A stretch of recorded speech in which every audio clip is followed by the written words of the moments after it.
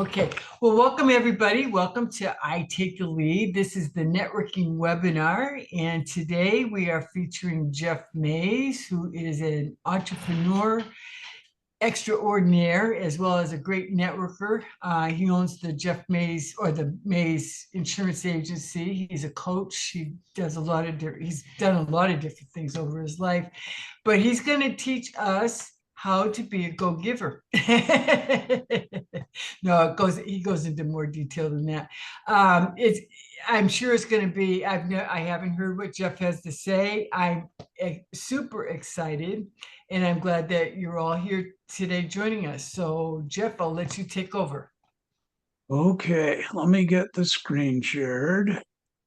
Went to all this effort here to have a little slideshow for Oh, you. there you go. Thank you. You able to see it? Yeah. Awesome. Yep. Okay. Well, about, I don't know, it's probably 2015 or 16. I was in a networking group and we decided to read this little book called The Go-Giver. And that was, come to find out, right when it was published, 2015. Oh, wow. And we went through the book, and I found it to be really interesting. And I remember at the time I was thinking, man, this is something that I could share with other people. And then, of course, never did, because that's what happens, right? So I've been sitting on that little book for a little while, and at some point I gave it away, which is I was a giver. But I didn't have it anymore. So I went to Amazon and got it on Kindle and read it again that was probably 2 months ago now. And I used it for a couple of talks at I Take the Lead meetings. And it went over pretty well. And Becky asked me if I'd do something for a networking webinar. And I said, that would be kind of a fun one to do. So that's where we're at today. That's what's going on. And we're going to talk about this little book that was written 2015 by Bob Burg and John David Mann. And the story behind this is a story it's powerful. Has anybody read the book? I have not. Rick Rick has. has. Okay. Not me. I'm surprised Lynn hasn't. So I'm have to now. okay. Well, I'm You're not going to tell surprised you. I haven't? I'm surprised you haven't too, Becky.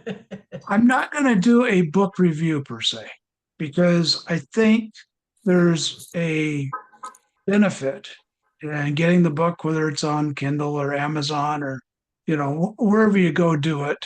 I've been listening to it also, which is another way to do it, right? Audiobook. But I think that it's really an important little story. It's only about maybe a 2.5, 3 hour read at the most, if you read it. So it's a short book, but it tells you a story that's really pretty neat. And I'm not going to go through and tell you the story because then you wouldn't have a reason to read it. But what I want to give you is some insights and some of the things that I learned from it, and some of the things that I would say are the moral, the biggest part of the book that you can use for marketing your business. I think all of us are networkers. We're all involved in networking groups, and we understand that is probably one of the better ways to do things. You're going to have to excuse me. I've got a sore throat from my allergies. Oh, no. Yeah. There we go. Sure. I'll try to keep my voice going here. The idea behind the Go-Giver is just the preface of the story anyway. It's about a young man that's working in a business, and his name's Joe, and he has been working there, and he's coming into the last week of the month, and he thinks he's got a big deal with the big kahuna, as he calls him, who's going to solve his problems and get him enough business to keep his job. He missed his goals for the last 2 months. Now he's worried about the current month, and he's thinking, I got this deal. And he gets a phone call. And of course, he's not going to get the deal. And sure enough, he freaks out, right? He's trying to figure out what to do. So he says, I'm going to go find somebody with a big sphere of influence that can help me get that deal back. And he goes to one of his folks in his office and says, hey, do you know this guy he speaks at, anyway, the guy ends up, his name is Pintar, and Pintar is a coach and a speaker, and gives this lesson over the next 5 days. Phil went to his house, learns that he can learn the secret by going every day for a week, 5 days, learning a lesson each day. And those lessons Pintar lays out. And he says the one rule, well, there's two rules. One rule is you got to do it that day. The day you learn it, you have to put it into practice. And two, if you don't, you call and cancel because we're not going to go on. So he's got a pretty good incentive to do it. He's thinking, if I do this, maybe this guy will give me the influence. He'll call the big kahuna and help me get this deal. That's his thought going into it. Pretty quickly, he learns that, well, that's not the way it's going to work. He's going to actually have to learn something. And these 5 rules, these 5 laws, as the authors call them, are the 5 laws of stratospheric success. And they're really, when you think through them, they're simple, but they're things that we all need to do every day in our business and our lives even, to make sure that we're doing what we can do and doing what we need to do. So we'll start out with the first law. And the first law is the law of value. Basically, the law of value says that your true worth is determined by how much more you give in value than you take in payment. Okay, that's kind of an interesting idea. Think about businesses that are known for their customer service. Maybe businesses that are known as being way above. In the story, they go to a restaurant that started out as a hot dog stand. Now the guy owns a bunch of restaurants. And you try to figure out why he's been so successful. And you think about, well, you could think about Nordstrom's. I mean, they're probably one of the top companies when it comes to customer service. They go beyond. And that going beyond doesn't necessarily have a formula, but the formula is, in their case, maybe the customer's right, or maybe we go to the value that the customer will always learn something by doing what they're doing. I mean, if you've ever taken anything back to a store like that, you have in the back of your mind, am I doing the right thing, right? Because you're like, well, I wore it once and it didn't fit right. And, but that business is saying you're right. No matter what happens, you are right. We're going to go the extra mile. We're going to give that extra level of service that you may not be paying for. Well, you may be too, because we do pay premium service for premium value in a service of a company. So what the application for this is that you need to focus on delivering exceptional value for your customer. Each of us has a different, I don't think any of us are in the same business, but each of us have a different business. And that model is going to be a little bit different for each of us. But when you start thinking about this, think about the strategies that you might be able to put in place to make your business stand out above your competitors and stand out above everybody else. And you might want to focus on creating valuable content. Maybe you've got something that's so unique. I pick on a restaurant. I've just added a restaurant for a meeting at noon, and he's got some unique things on his menu. And a couple of them I don't think anybody else has. And because of that, people go there for that particular thing. It's I don't know how often you get a lobster and crab taco for lunch, right? Pretty good thing. I didn't have it today, but that's an excellent thing to eat. And people go there just for Tuesdays to have that lobster and crab taco. Good stuff. Think about exceptional customer service. I mentioned Nordstrom's, but there's other companies that do the same thing. They give the customer service that's beyond anything else. This isn't hard to do today. You think about the level of service, and I'll blame it on the damn pandemic. But when we got into that 2-year period there of badness that happened, the world changed. Service went away. Yeah, I remember going into Home Depot one day and saying, I need the refrigerator, and one of my rentals died. I need a refrigerator. And the guy said, we have to wait for somebody in the refrigerator department to come help you. And I looked at him and I said, but you're here. You're in the department. I don't know anything about refrigerators. That went on for 3 people before I found somebody who could actually help me. And I ended up leaving and ordering it online. It was easier. You know, you think about how easy it is to be exceptional in today's world. It doesn't take much. Our level of service, our expectation has gone down so low that it's really, well, it's not there anymore. At least in my world, I'm thinking I don't even expect much from anybody when I go into a store and talk to them or try to talk to them and try to figure out what I want, because I probably get more out of going on the internet and Googling it and then ordering it. If you have something that you do well, make sure you're given the customer service that goes with that. Value added offers. You can always add value to what you're doing in some way. You know, whether that's giving more of the product or giving a different service level of the product or giving buy one, get one free, or, you know, a special day or a, you know, birthday gift on somebody's birthday to give them something special that, you know, might not be able to have a discount, or a spa day or something that might be different. Find those things and integrate them into your marketing plan, integrate them into the way you do business. Now, I wrote down actionable steps on each of these, and that's really not for me to tell you what it is. But what I hope is that you'll think about what is something you could think about right now that you could write down and that you could say, this is something I want to look at doing. Or this is the first thing that came to my mind when they said creating valuable content or creating exceptional customer service. What's something that hits you right now in your mind that says, this is what I ought to be doing? I think about me in my business. I used to call people on their birthdays. Somehow I stopped doing that over the years.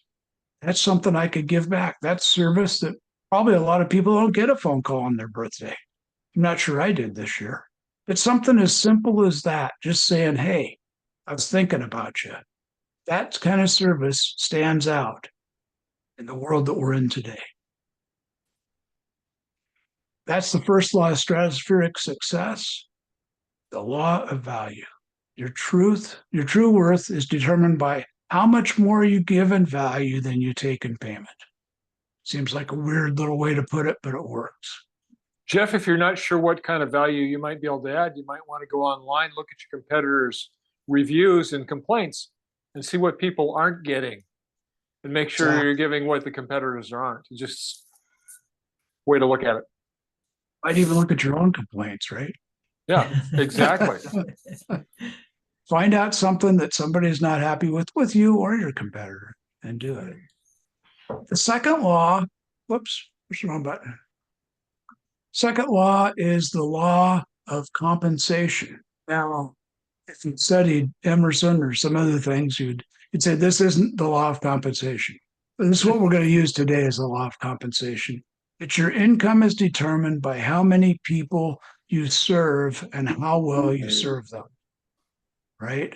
I was thinking about those 2 pictures, I was thinking about standing in line at a coffee shop for 10 or 15 minutes waiting for coffee, and how that business owner would increase the number of people they sell. Pretty easy, right? You make a drive-through. You find something that gives a better way, a quicker way to do business in your business, and that you find a way that you can increase not only the number of customers you serve, but you do it more efficiently, quicker. Maybe quick's not always important, but I'd say in general, when we do business, we like to be able to do it in an efficient way. Maybe listen again to your customers, listen to your friends that might come into your business, or if you're online, how quickly do you respond? How quickly can you help people? How quickly, do you have a chat bot that's helping people more easily today than it used to? I had one for a while, and it was nice because it could answer some simple questions. And that's a good way to do things, I think. So it may, don't want it to take over, but you have ways to do that today that are much easier and probably less expensive than they used to be. But you want to expand your reach and you want to serve a broader audience. In the story, talking about a school teacher that went into a business. All of a sudden, you go from serving a small group of people to a larger world in that case. What's something you could do? Can you scale your operations? Can you do something that will make it easier for people to work with you? Maybe leverage your social media. Maybe you're posting once a month or once a week. You could post more often, get more people to see it, get people to come in more often. Referral programs are a great example of this. Whether it's you refer somebody to me, I give you a discount or I give you a gift card or whatever it is. There may be a way that you can do things with a program that rewards current customers for helping introduce you to other customers so you can expand your reach. What actionable step can you take? Or what's the first thing you thought of when I started talking about that? How can you expand your reach and serve more people and then do it well? You don't want to do it haphazard because you'll end up making it worse. But when you can reach out further, work with more people, your value goes up and your compensation will go up.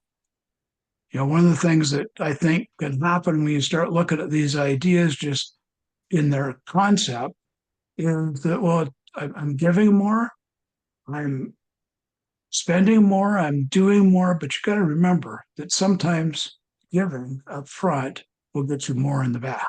And that's the return is compensation. It's the law of compensation. So the third one, and this really fits with those of us doing networking, I think, is the law of influence. And the law of influence is your influence is determined by how abundantly you place other people's interest first. Every time I think about this, I was in Len's B2B group for many years, and I always think about the way he ran his meetings. I'm not going to fluff you up too much, Len, but you always put other people first. You always talked about doing business with them or how they do business or how you perceived that they were being good in their business. How often do you hear that anymore? How often do you hear people not praising, but supporting other people and how they do things? Really simple, really easy to do, but do we remember to do it? Having somebody just tell you that you're doing great is one thing, but when you can actually show a group of people how they're doing things that is great, it really starts to influence other people. Building strong relationships and networks, that's what it's all about. You think back, I know I've been, and I figured out the other day, 14 years. You think about 14 years ago, I had no customers. I had very little business because I just started in that business. And I had to go from zero to where I am today, which I'm not bragging, but I'm in a good spot. I have been for about 7 or 8 years. And the way I did that was not by advertising, was not by doing anything else. It was by networking. It was by building my business with other people, by having partnerships with other people, by finding other businesses that were complementary.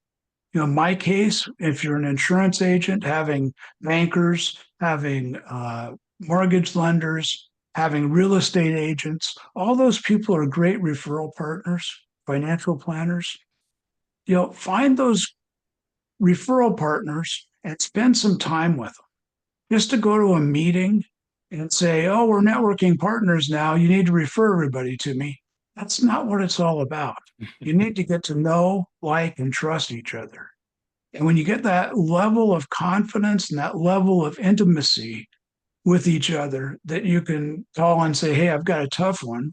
I always get those. I got a tough one. I need some help. You know that person's going to do their best to help you and not just blow it off because it's a tough one, right?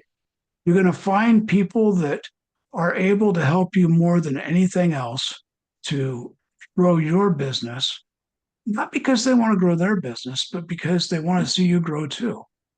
You, maybe you've got people, and I think networking groups are pretty typical. There are certain people in my networking groups that I'll probably never do business with because of the products they sell. I can't. I don't see some things, right? Because I'm single, I don't have a wife, I don't have certain things I need. There's a lot of times that I try to do business with somebody, but the more important thing is not necessarily doing business with somebody. It's finding people for them that you can refer to or that you can help them find power partners, people that will help them grow their business. It's not just about giving a lead and getting a lead. And, so many times I think networking, we go down to how many leads did you get and how many leads did you get, where that's not really the goal. The goal is to get to know each other, to really like each other, and to help each other. It kind of just goes together. I mean, when you look at community involvement, that's another thing. When you volunteer, when you do things in the community, when I started networking, I got up to 9 groups at one time. I think I had 4 I Take the Lead groups and 5 other ones. Wow. It was a full-time job, but you know what? I wasn't doing much else, so it was okay. I remember meeting an attorney. He was in a group. It was called the Thursday Morning Focus Group, and he had been a state senator here in Vancouver. And he and I had a coffee date one day, and I said, Dan, how do you attribute all your success? Very successful attorney, been elected to office 8 or 10 times. He was retired at that point, but he was one of those people that you go, man, everybody knows him. You say his name, everybody's like, oh yeah, I know him or know of him, right? And so how do you attribute that? He said, I'm out in public 5 times a week, once each day, either morning or noon, meeting with people and getting to know them. And I said, well, how many of these like one-on-one, didn't know, I didn't call them coffee dates then, right? These one-on-one meetings where you sit down with them, how many of those do you do a week? He said about 10 to 15 a week. And I was like, that's the secret. Everybody knew him because he was out there saying, come have coffee with me. Come sit down with me. I want to learn about you. It was never, I want to tell you about me. It was always, I want to learn about you. And he was giving, and he gave me, he would do something I've never met anybody else that did it, something to think about. He would have somebody in his office and they'd be talking about something, and all of a sudden he'd go, oh, Jeff can help you with that. He'd pick up the phone, he'd dial my number, he'd put him on speaker.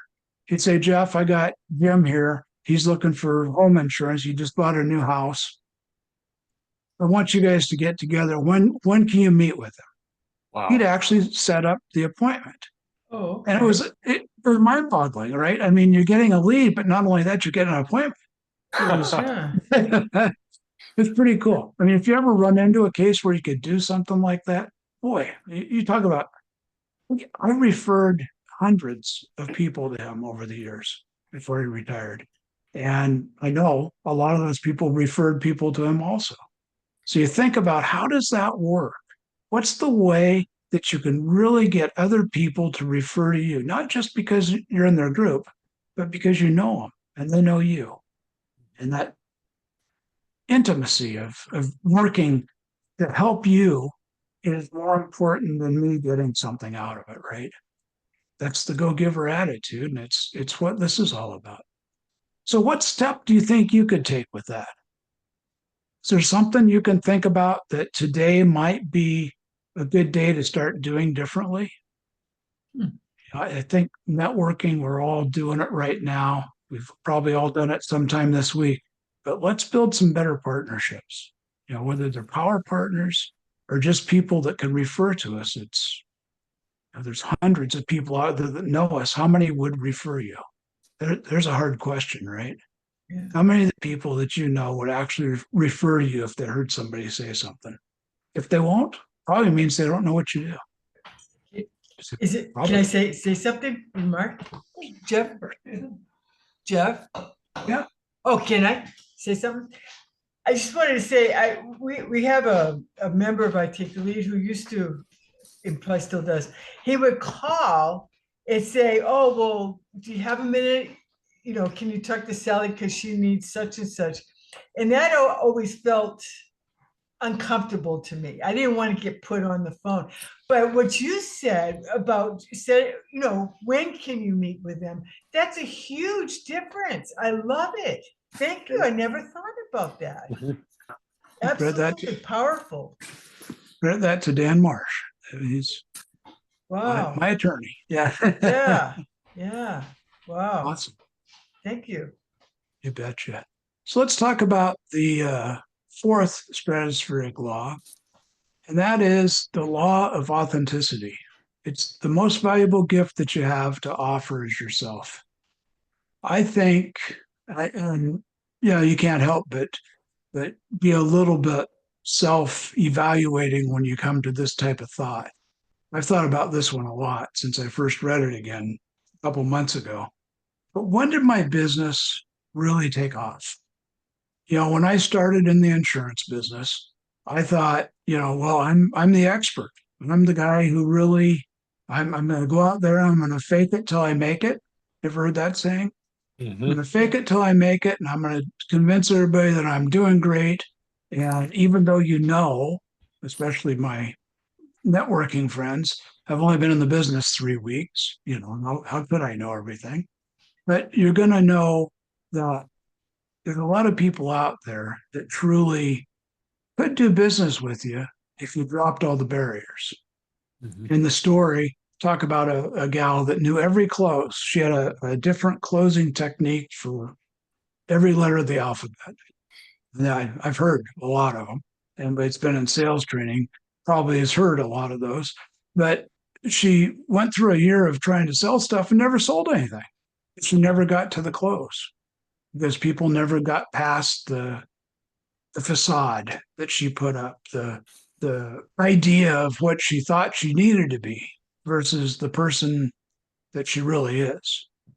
I think all of us probably had a moment in our life where that authenticity in our business, where you finally say, I give up, or I'm not going to do this the way I'm doing it. I'm spending a lot of time trying to be something that I'm not. I'm spending a lot of time trying to do things that aren't comfortable. And once you drop that, and once you really find that, it doesn't matter if you forgot your business cards. It doesn't matter if you forgot your presentation folder. It doesn't matter. What you're really connecting with is heart to heart. You're connecting with another person. You're not connecting with a sales presentation or anything else.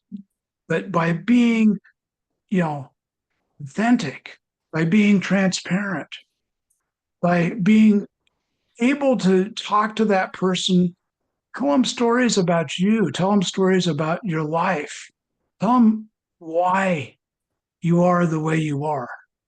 I think that's when it finally changes. And it really can change. I sat through yesterday. I had 3 customers come in yesterday. That's like a record since COVID.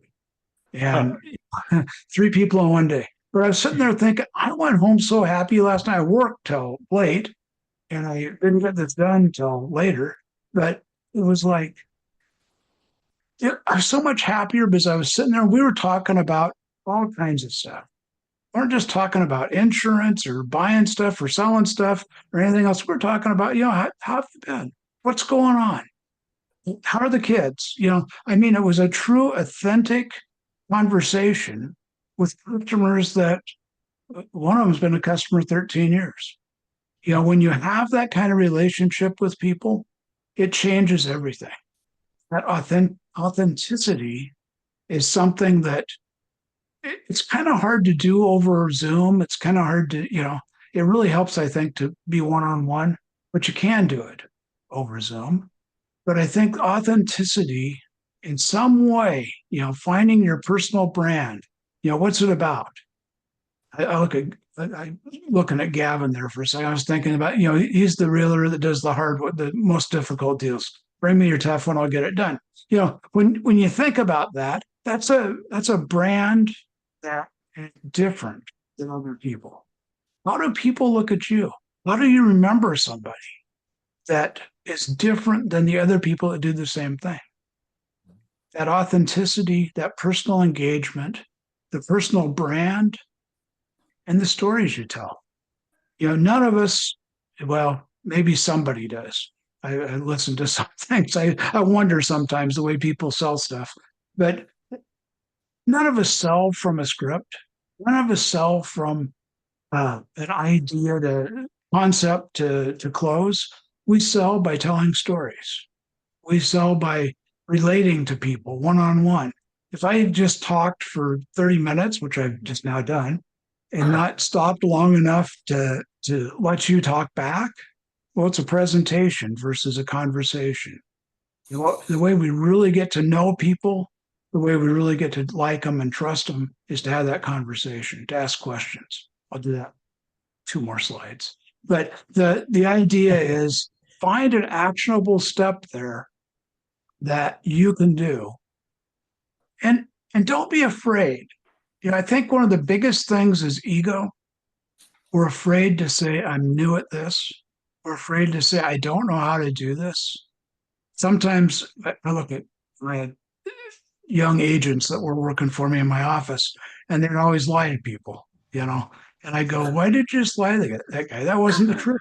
Well, I didn't want to let him know I didn't know the answer. Letting somebody know that I don't know the answer, I'll check and call you back. There's nothing wrong with that. There's nothing wrong with that, even if you've been in business 50 years. Yeah. Because none of us know all the answers, except for Lynn. But that's, that authenticity is, to me, this is probably one of the biggest ones of the laws, is once you have that down and you're able to share with people and be authentic, it really makes a difference. And the leads groups are a great way to practice that. You've got a group that you meet with every week that you can talk to and let them get to know you. It's a great format for working out these things. It really is. You can try stuff. I used to tell people, try a new elevator pitch next week. Yeah. Who cares? If it doesn't sound right, you don't have it memorized, you need to read it, who cares? Try it out. See if you like it better. Yep. Let us vote on it. You got friends. That's what it's all about. And then finally, the stratospheric law number 5 is the law of receptivity. I can't say that word. Receiving. There we go. The key to effective giving is to stay open to receiving. When I can't help but go back to my time working for Bob Proctor. And Bob had a law that he called the vacuum law of success. And it works on everything. But the vacuum law of success said that you can't put more in the closet until you take something out and throw it away or give it away, right? Mm-hmm. So if you're sitting there thinking that you're going to get more given to you, you first got to open up, get rid of some stuff out of the way, and then you've got to be ready to receive. One of my pet peeves, I'll just tell you what it is, because some of you know. One of my pet peeves is when somebody gives a compliment in a networking meeting. Becky knows this. When somebody gives a compliment in a networking group and they say, oh, you did such a great job, blah, blah, blah. Very nice compliment. And then I go, oh, yeah, thank you. And I go off on another sales pitch. Yeah. Yeah. That's Lynn and my pet peeves too. The way to answer that question is thank you. Or thank you very much. I appreciate it. Yeah. It doesn't go on and on and on as another sales pitch. You got to be open to that. And you could also say you're not paying very good attention if you think I'm good. If you want to throw a little humor in. That's right. That's right. But it's really important, be open to receiving, because you can't just keep taking things in, right? It won't work. You gotta open up, you've got to receive, and you got to say thank you for it. That big thank you is so important when it comes to all these laws. There's got to be gratitude, there's got to be giving, and there's got to be receiving. Those are all part of the deal. So being open to feedback, that's really important. I uh, I remember we had a gal in one of the groups I used to be in. She'd critique every time somebody would talk, and that kind of feedback isn't necessarily good. She was a Toastmaster, and she would have her Toastmaster scale there, and she'd write everything down, and she'd come back at the end of the meeting and hand you this piece of paper and say, "Here, next time you can do better." I wonder what her pastor thinks about that after a sermon. Yeah, really. That's not what we're talking about when we say feedback. Yeah.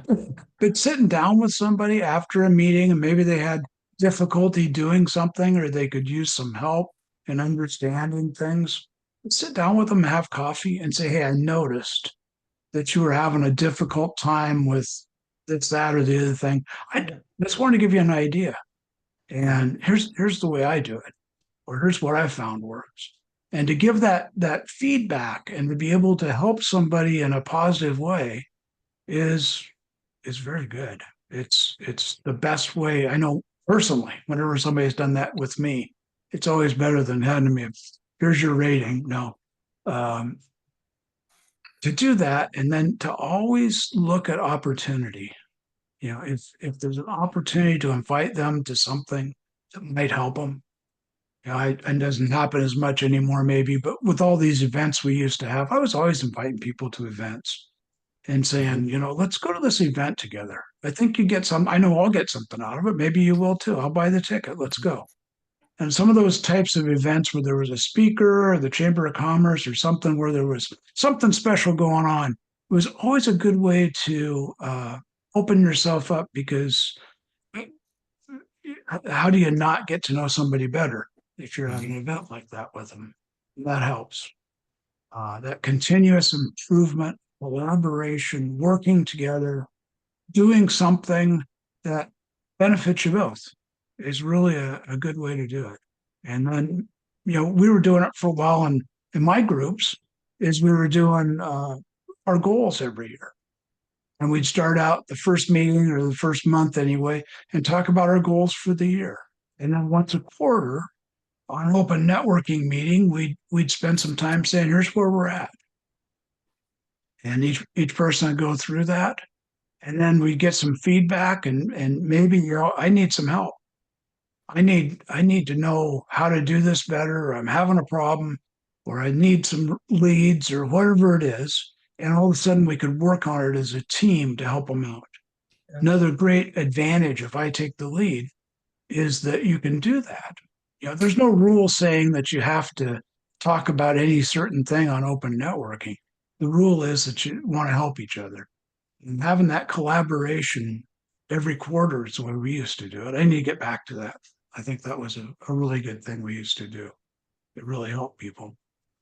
And it makes almost a mastermind group out of I take the lead meeting for that time. We come up with some new ideas, some new ways to do things.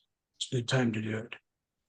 Think about what you'd like to do. What are some actionable steps that you'd take that would lead you more into the law of receiving? There we go. Yeah. I know. I loved your offering things that are helpful, but where it doesn't feel judgmental. I've had it sometimes come from people, and I know their heart is in the right spot, and I'm totally open to learning. I'm not usually defensive. Yeah, I'm not defensive, but sometimes it comes across of, instead of, I like to try to call these 5 people, write these 5 notes. Oh, how many calls did you make? How many, just like this. Yeah. Well, because I used to do that until I followed the steps. And now I'm like, I don't have to call anyone. You know, where, That's yeah. right. And I know they're, offer me that helpfulness without feeling like you're going to test me. You don't talk to me for 2 months and then you decide to come in and ask me 2 questions to put me on the spot when I've just, I mean, yes, I love that, offering to help people and without them feeling judged, because they already know, if they're new, that it's hard to get going, so like You're they're looking for aware of you're their look series of, yeah, go ahead. you're looking for a partner, not an impromptu sales manager. Yeah, exactly. Right. Absolutely. Exactly. Thank you. So true. Yeah, I Yeah. think what you just said there has so much meaning to it that, each of us can take it in our own way, but it's really important that if you're going to give criticism or praise, to do it in the right spot. Uh, my dad had a business and he used to always, at his weekly sales meetings, he would lambaste, he picked somebody and just make them the goat. And he'd go after him, keep everybody moving. You don't want to be that guy. That's Yeah. that's not the way you do it. Yeah. And there's no way that works. It's just negative. Walking out of those meetings just feeling sorry for people, So you want to do it in the right format, in the right way. And I think quietly, peacefully, Yeah. calmly is all good. Probably more words than that to it. But this book it explores the power of giving and its impact on success and fulfillment in life. And I think we all do a lot of giving, but I think a lot of times we don't focus on doing it up front, right?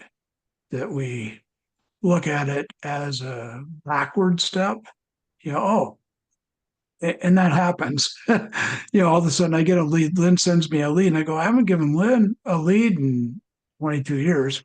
Time to give him one back. But don't wait for that. Yeah. Do it up front. Do it first.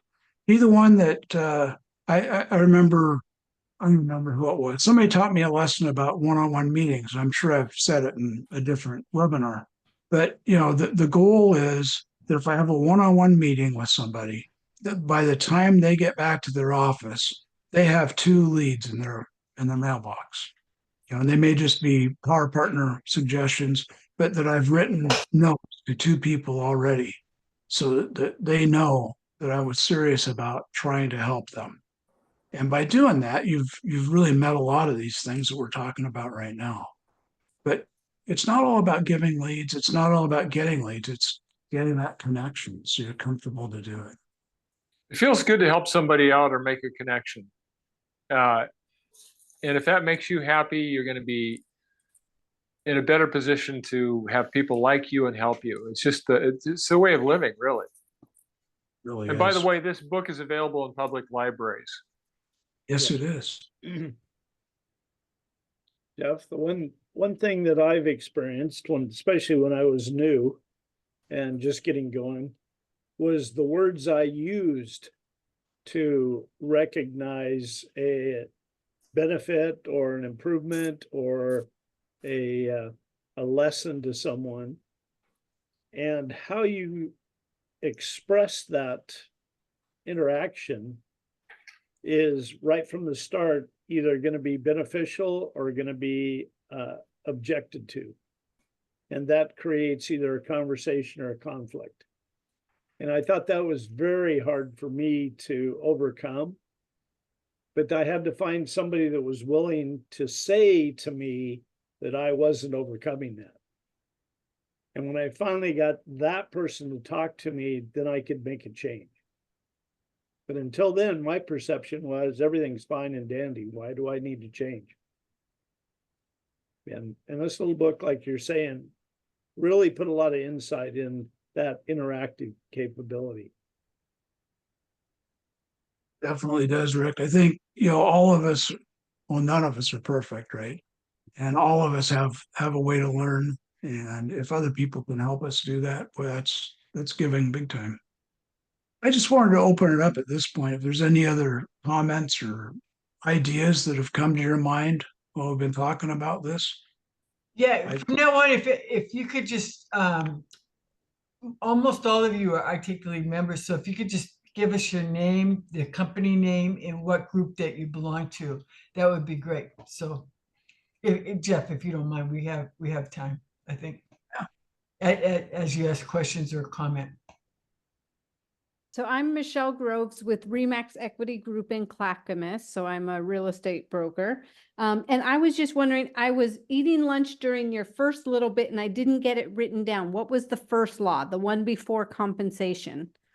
It's the law of value. Value. Okay, thank you. And value is your worth is determined by how much more you give in value than you take in payment. Perfect. Thank you. And I will be sending out a recording. I'm pretty sure it recorded. I will be sending out a recording to everybody. So, so you get to hear this over and over again as many times as you want. Thank you, Michelle. And Michelle's one of our newer members. So Thanks for being here. Rhea met her and introduced her to me. So yeah. Yeah. Definitely. You want our introduction in the, No. Just if you want to say something, just say it then. So yeah. okay, I'm Rick Bertram and I'm, my company is For Life's Issues. And I'm with the Tigard, or the, I guess you call it the Lake Oswego group. Like right? Oswego, yeah. Is one of them.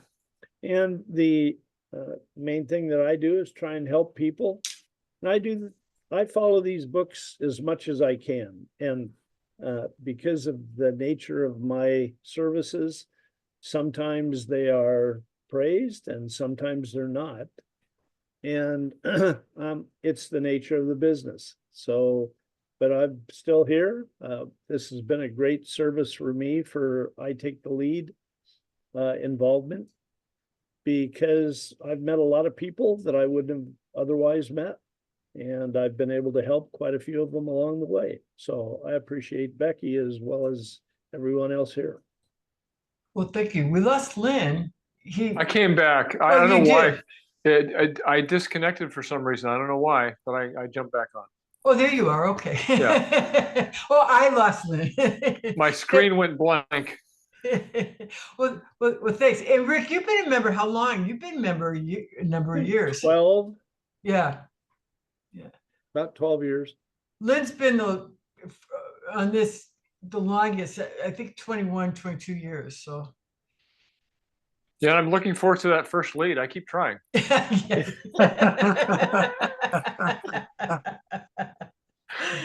he's It's also coming. he's our resident jokester, if you can't tell. So he helps me co-host these webinars. So thank you, Lynn. I appreciate you. I also helped her work on it. You know, her slogan used to be the first rule of Leads Club is don't talk about Leads Club. And I said, that's not a good way to network. I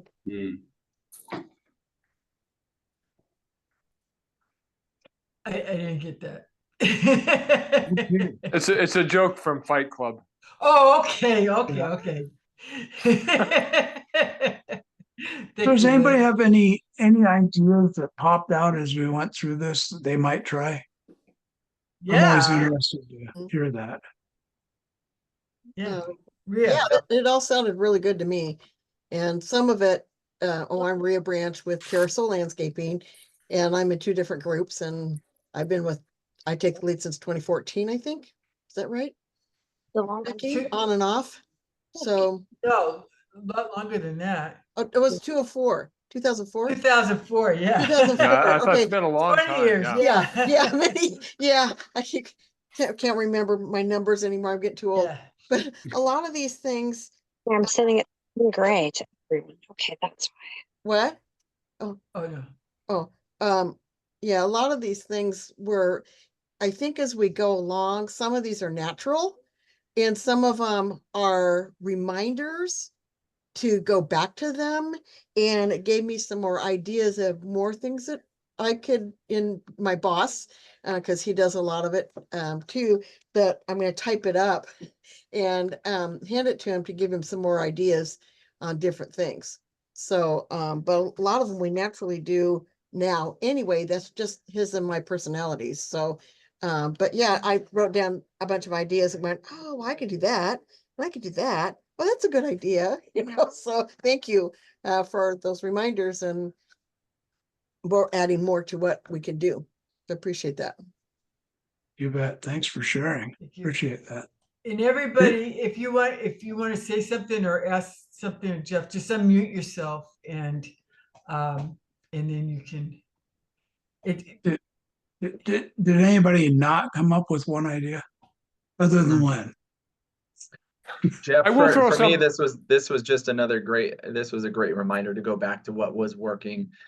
We get Yeah. busy and fall away from, what the tried and true fundamentals, which is the networking and the one-on-one relationships. And,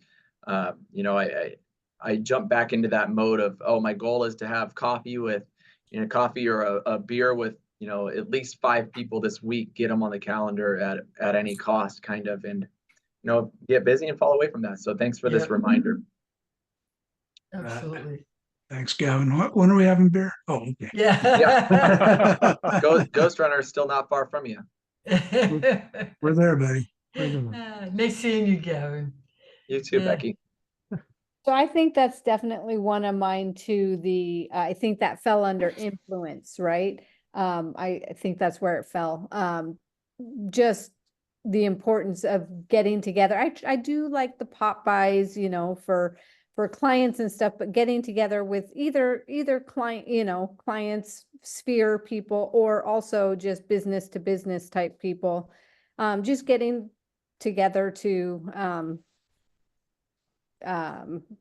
like you said, get a coffee, get something. I think that's something that would be helpful for me, for sure. Guys, if you want to tell us who you are, go ahead and mute yourself, and you can give kudos to Jeff. I'm deleting these because. So anyway. Yeah, good meeting, Yeah. Jeff. Something I'll throw out is we used to, in meetings when we met in person, I don't really run meetings much anymore, but I used to run a few of them. Yeah. And I would always say, when we had somebody speak, I said, why don't we all try to think of somebody to introduce this person to now, while it's fresh in your mind what they do. They've told a story about how they help someone. Go back to your office or your home and think about, do I know anybody that can help, that would benefit from meeting this person in my leads group? And you may not come up with anyone, but if you think that way on an ongoing basis, when somebody speaks and presents, you're going to be thinking about, do I know anybody? Do I know anybody? And that becomes the way you think about everybody. So you're going to get better at giving. Absolutely. And I gotta Awesome. mention, Lynn, because when we started the B2B groups, you were one of our first members. B2B, it's not easy to give each other leads, but it's really powerful. It's taught me how powerful giving connections really is. That is the best lead that you can give anybody, is somebody who can bring them lots of business. Right.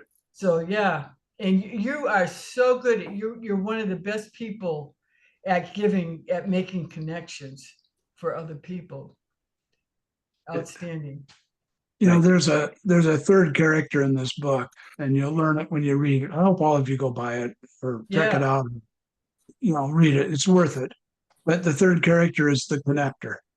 And the connector ends up being a guy that Bill actually works with, that has connected all these other people in the book together. And that connector is so important in not only in our groups, but in our sphere of influence. We need to have a connector like that. And I think that's really cool.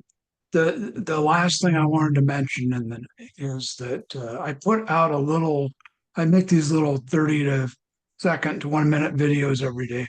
And I put one out on this book back it was before I went to Thailand. So it was Okay. April. And I put it out, And, you never think much about it. And one day I was just going through stuff, looking at comments, and Bob Burg had responded. Yeah. And he said, "Hey, I really like your little video. It was really cool." So we've been going back and forth talking, but he Yeah. truly lives his whole thing here. He and I have been, wouldn't say talking, but we've been chatting back and forth and that. So it's cool Yeah. to see that. Yeah, of course, I haven't heard your presentation, but Bob and I have talked for years. And I was going to tag him when I put this out on LinkedIn and on YouTube, or not YouTube, Twitter or X.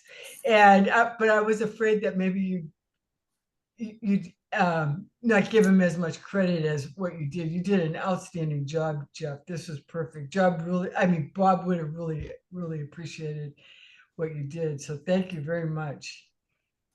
He's got several other books, this, Becky, but he's got several other books, and I've read, I think, 2 of the others. I think he has about 6 or 7. So definitely worth, and they're short reads, all of them. So that's nice. Awesome. Well, thanks everybody. I appreciate you all being here. Thank you. Any way that I can help you, there's my number and my personal email, and happy to help in any way that I can.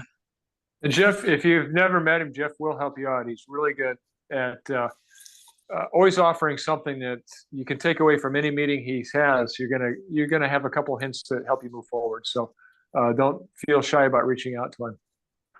Absolutely. And I'll put his information when I send out the recording too. So you'll have it in writing. So, well, thanks everybody. Thank you for being here.